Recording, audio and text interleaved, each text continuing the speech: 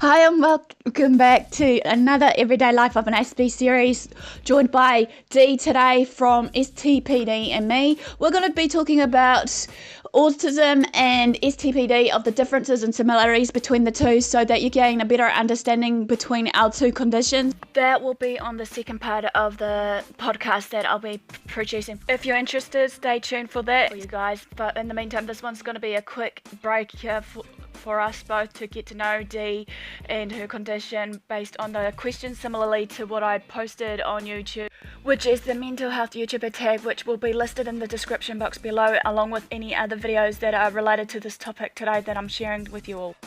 As a keynote, our conditions are different but similar in some ways, and I want you all to get to know Dee today and learn more about her condition and her as a person.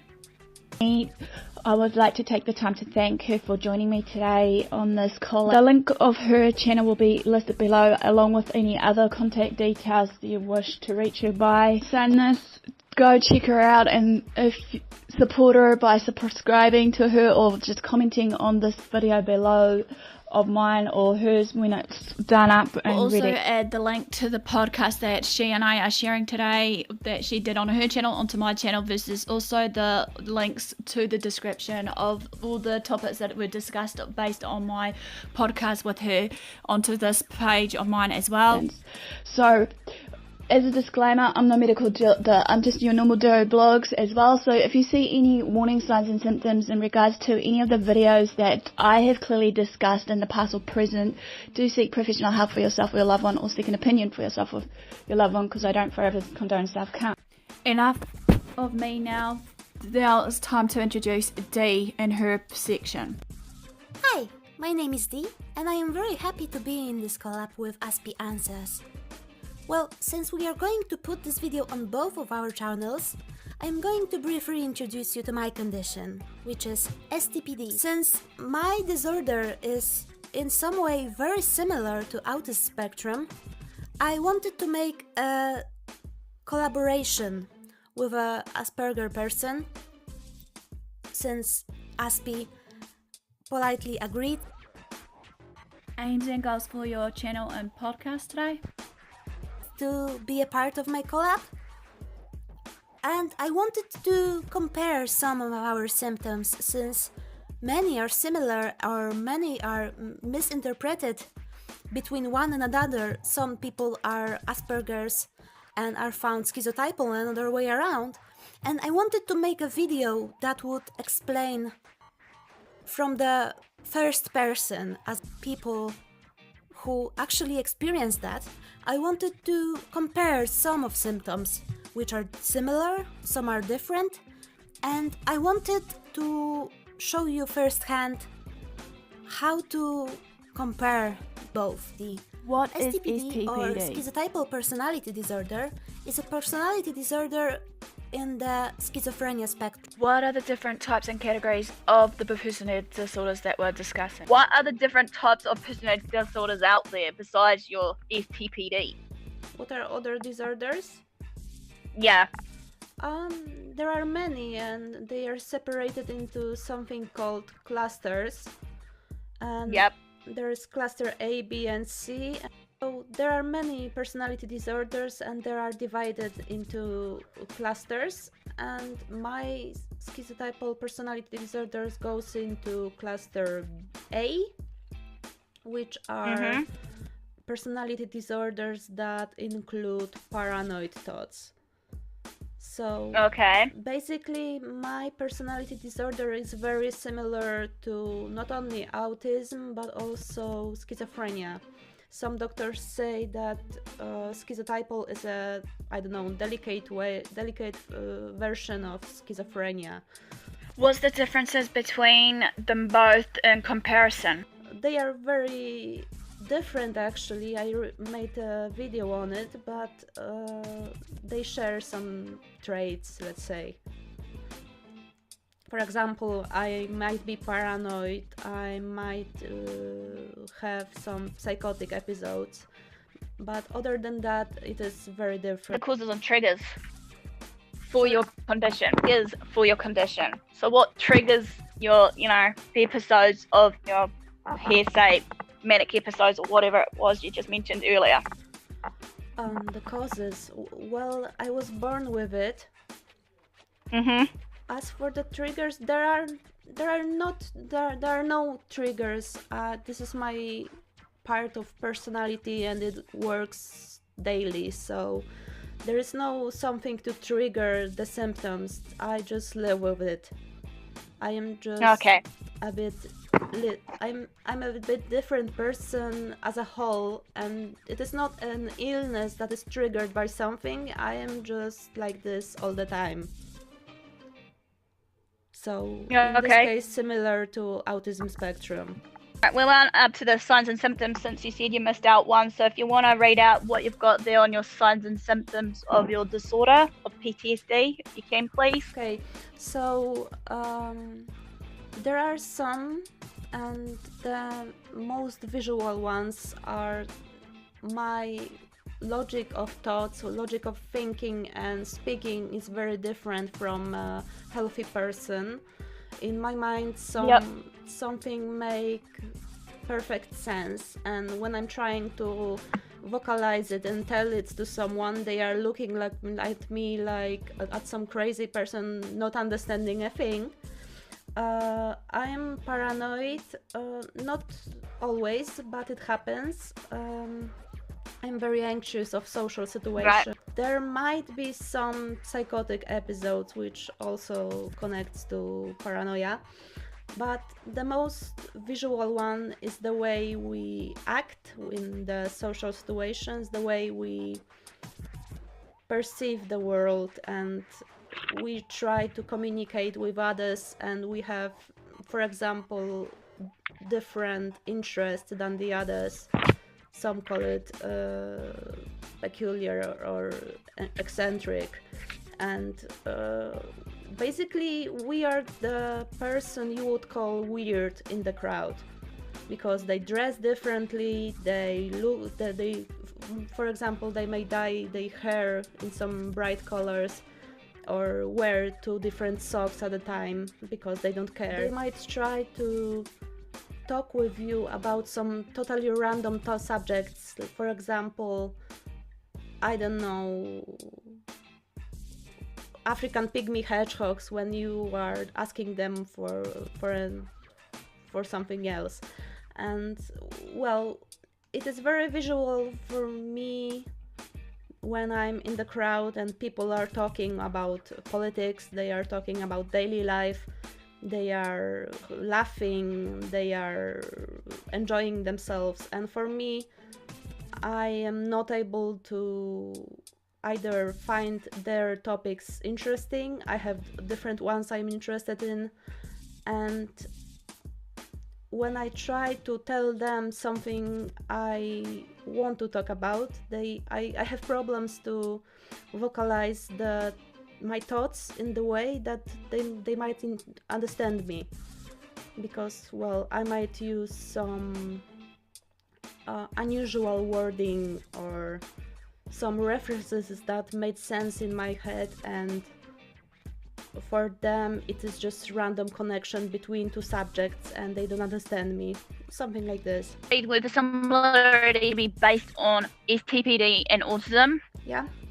Would you like to explain a bit further onto that? Well, comparing autism and STPD, they are often confused even in diagnosis or daily. When you look at a STPD person, an autistic person, you might see 2 nearly similar personalities and way of behavior. For what I know, we both are socially awkward and socially anxious, and that topic is very similar in both ways, and I wanted to discuss with you to see the similarities and some differences, to explain to my audience and to myself what is different, what is similar, and how to distinguish the both. What other struggles you have with STPD, and how do you overcome these struggles on a day-to-day basis?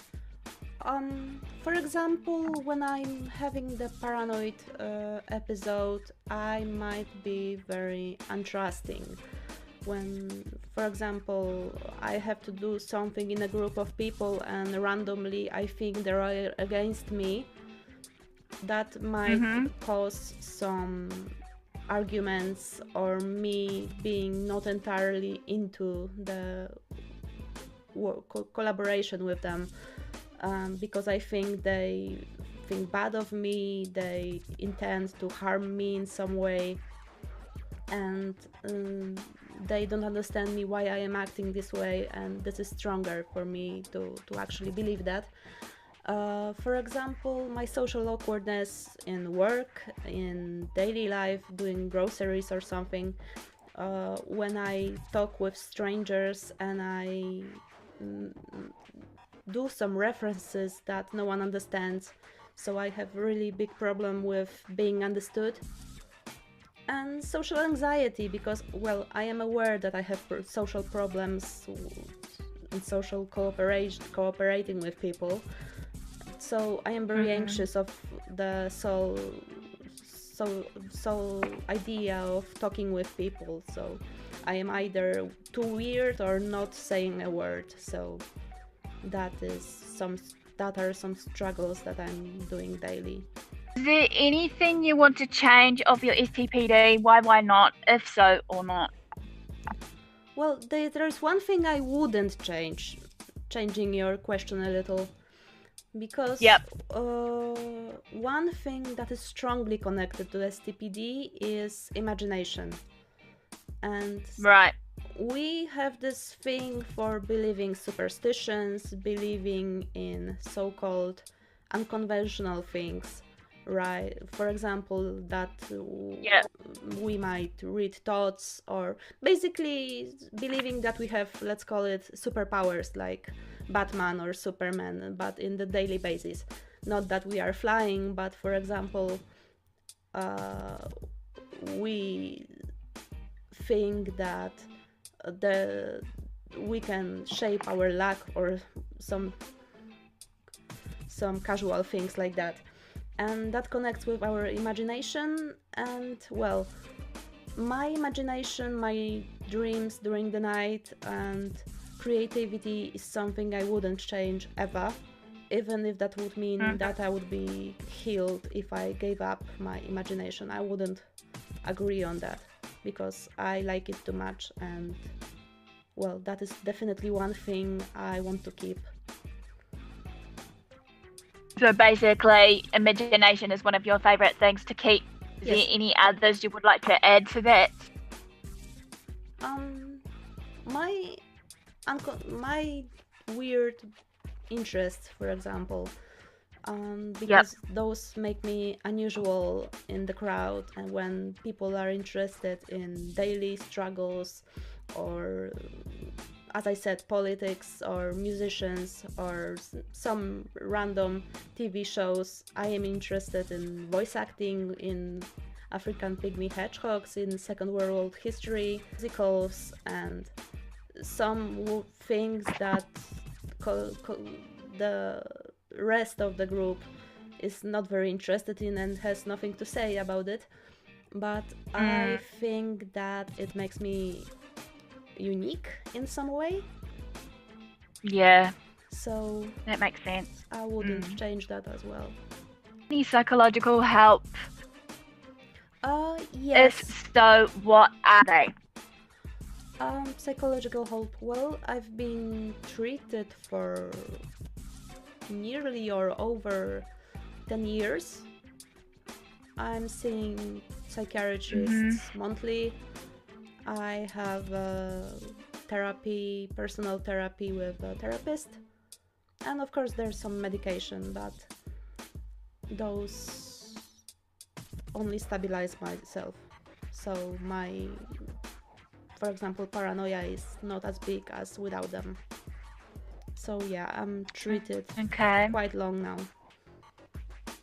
What skills, tools, methods and techniques do you use for your condition that will help you on a day-to-day basis? Well, the therapy is on one way helping me to develop my social skills.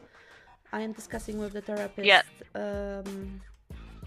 how to cope in different situations other than I am used to.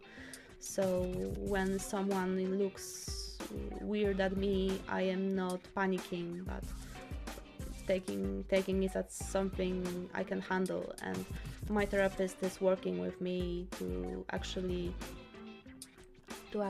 make me more socially aware of certain behaviors. And that actually helped. If I looked at myself before the therapy and now, well, before the therapy, I was afraid to pick up a phone, for example, when the phone calls came. I didn't have a job. I didn't even dream of having a boyfriend because I was too afraid and too weird, as society called me.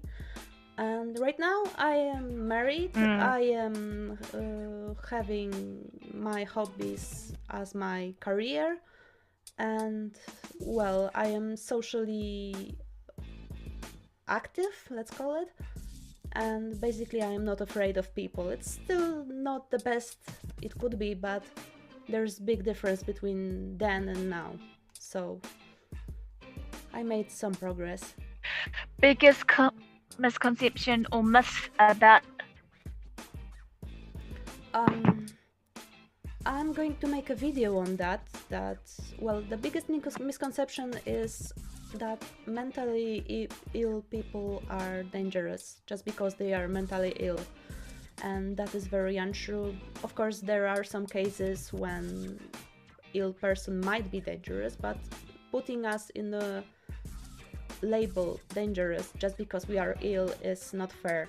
So I've been experiencing treating me like a crazy psycho. I don't like those words, but that's how they called me. So we as STPD are a bit different than others, but we are definitely not a threat to anyone. And Right. that is very untrue and very unfair, in my opinion, to be put in the one bag with those extreme cases when they are actually dangerous and we are just a bit eccentric, not a threat.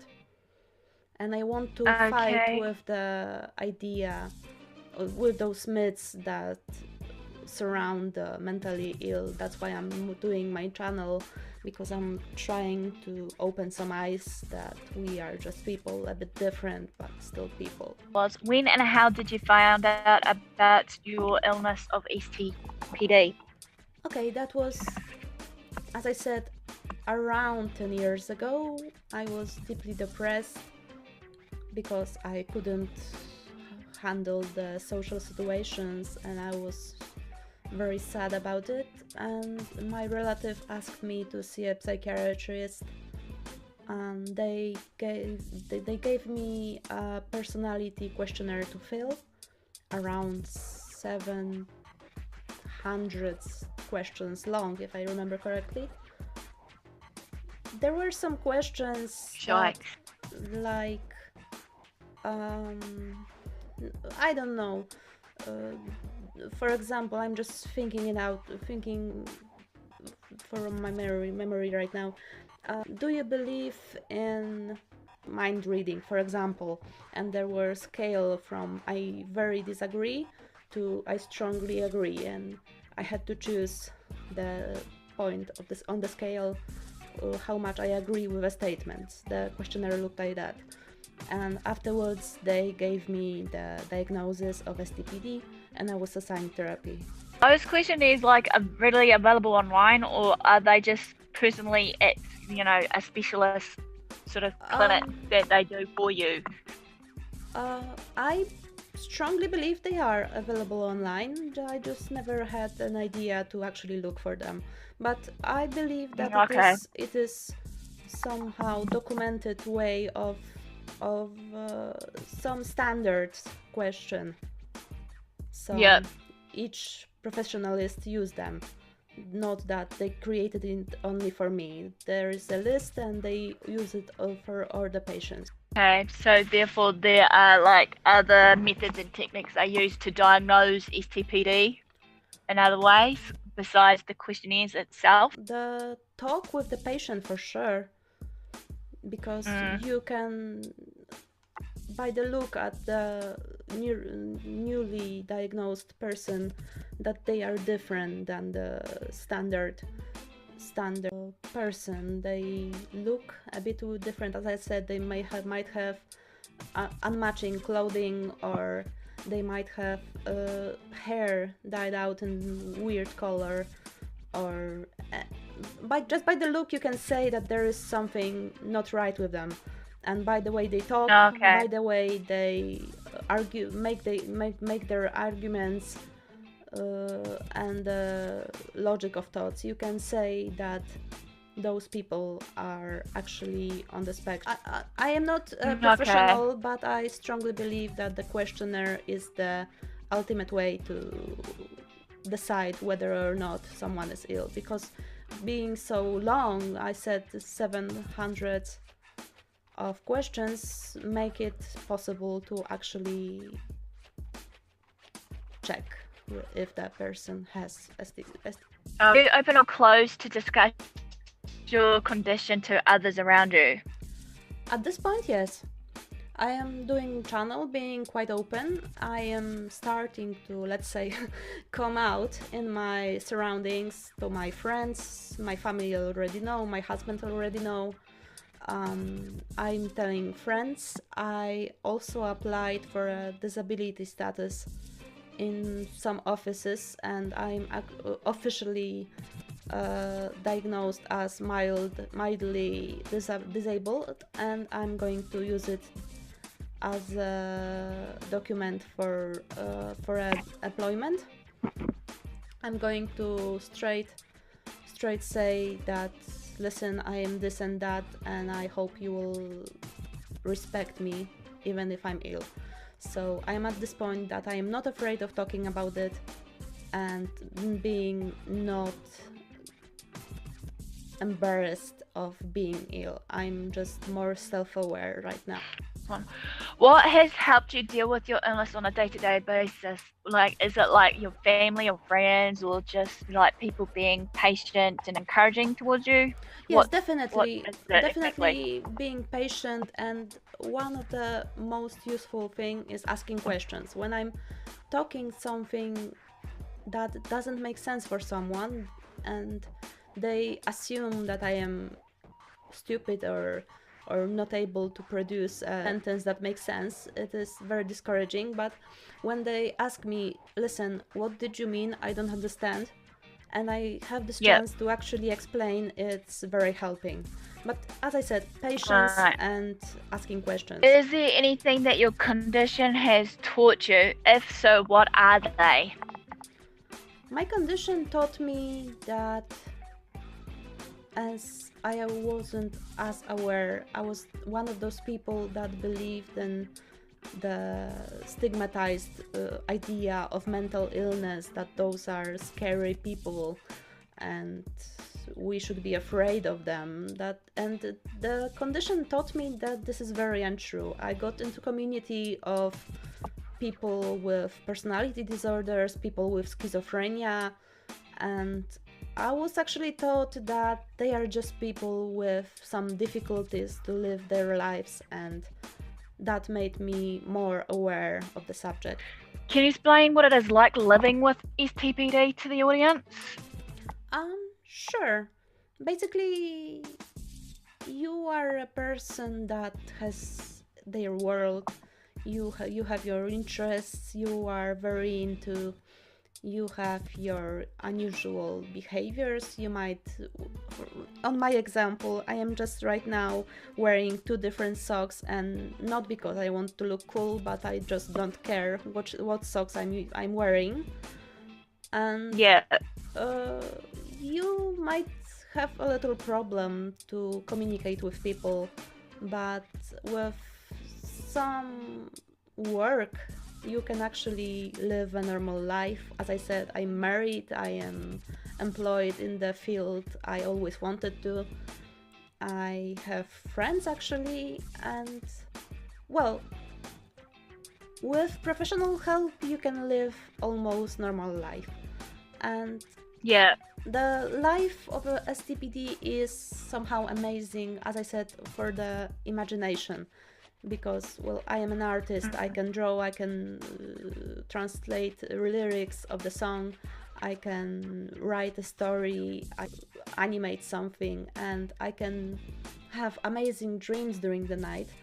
And, well, STPD has many difficulties to live with, but I wouldn't change it in the terms of imagination, which is amazing. What relationship advice would you like to give to people that are in a relationship that has STPD, or, you know, someone that's just wanting to know more?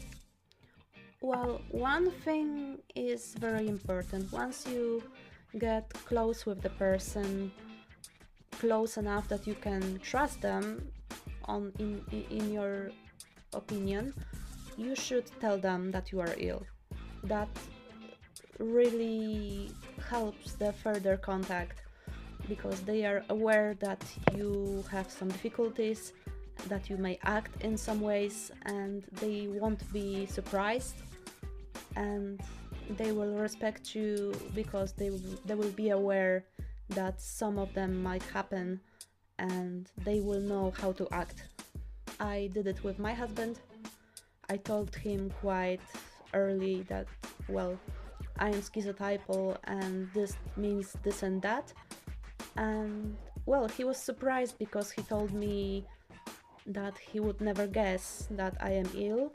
But ever since we've been discussing that I might act this and in this way on some situations, and he was already prepared to either ask me questions or just hug me when I'm anxious, etc. Honesty point when you are comfortable with a person to actually tell them, that changes everything. What would you give to family and friends? Patience. And, well, when some situation happen when a schizotypal person get paranoid, for example, and they are untrusting or expecting some bad things to happen from your side, I would discuss it with them, because, well, they are not really controlling their instincts, like let's call it, because it's symptom that just happens. It's not always there, but it might happen. And when, for example, you are my friend and I'm not trusting you because I have an episode, you have to be understanding what is going on with me and not be offended if I, for example, tell you that I won't want to be friends with you anymore because I don't trust you. I will be trusting you again 5 hours later, but at this moment you shouldn't be offended because I am just acting this way. I'm not really able to hold myself from being paranoid at times. And basically understanding, because the more you know about the illness, the more you will be able to support me or any schizotypal person. And as I said, we are amazing people with very interesting interests, with very amazing interests, with awesome personality, but a bit difficult to be friends with. But once you can handle this difficulty, I can say that, well, we are really amazing. What made you decide to talk about mental health on your channel? I've been making a comics blog about my illness for 2 years, I guess. And there were some subjects that were too wide to actually discuss through the drawings. And, well, I was afraid to show my face online and talk about my illness, but every now and then people on the blog told me that they are no longer alone. They found my blog helpful, and I wanted to actually extend the audience that could learn about STPD, since it's not very known at this point. And I wanted to, on one side, make my audience find some, I don't know, subjects they are familiar with, but no one speaks about them. I wanted to make them feel more understood. And at the other, to the healthy people, I wanted to show what it means to be schizotypal and that we shouldn't be afraid of. So just to wrap up, basically, is there anything you want to add basically before we close up the podcast today? Well, I will say Tonight, shall we something. say? I'm talking nearly on each video I make. This is the song lyric. There's this wording saying, "They say you are crazy. Well, the best people are." So that's something I wanted to add. Yeah. Well, this wraps up the podcast of the first session between Dee and I. Hopefully you guys enjoyed it. Smash the like, comment below. Feel free to also subscribe to my channel or Dee's, or pop over to visit her and show your support. Also follow me on my social medias, and thanks for your support. Thanks for watching. And I'll see you in part 2 of this podcast.